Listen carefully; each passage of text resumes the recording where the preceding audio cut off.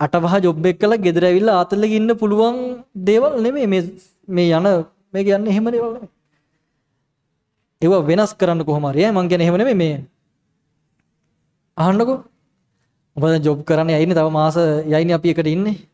ඉතින් මාස ඔක්කොම ඉන්ඩස්ට්‍රි වලට ගිහිල්ලා කැම්පස් ගිහිල්ලා එන තැන් වලට යයිනේ. උඹලම මගේ ඇරලා. ඒක නම් වෙන්න දෙන්න එපා. ඒ කියන්නේ අපි මිස් වෙනවා බං. අපි ඇත්තටම සල්ලි හොයනවා කියහන්කෝ සාර්ථක වෙන්න ඕන.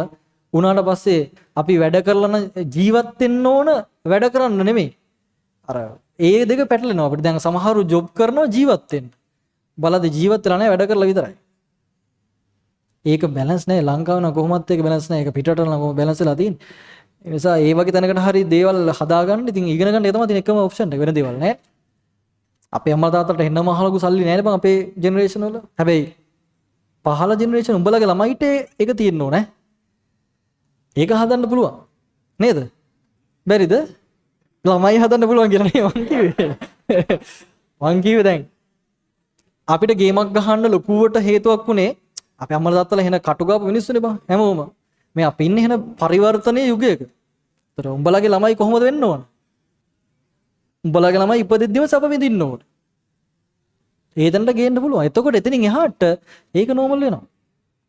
දැන් මේ ඉන්නේ අපි පරිවර්තන යුගයක. අපි නම් ඒක පරිවර්තනය කරා හොඳේ.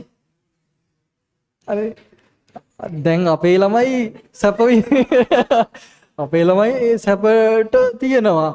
තියාවි. තියනවා කියන්න බෑනේ. හරි. නිසා මේ પરම්පරාව ඔයාලා වෙන්නේ නැහැ. ඔතනින් එහාට ආයි දුප්පත් කියලා පවුලක් නැති වෙන්න ඕන. නැති වෙන්න. ඒකත් සාපේක්ෂයි. හැබැයි සැපට ඉන්න ඕන.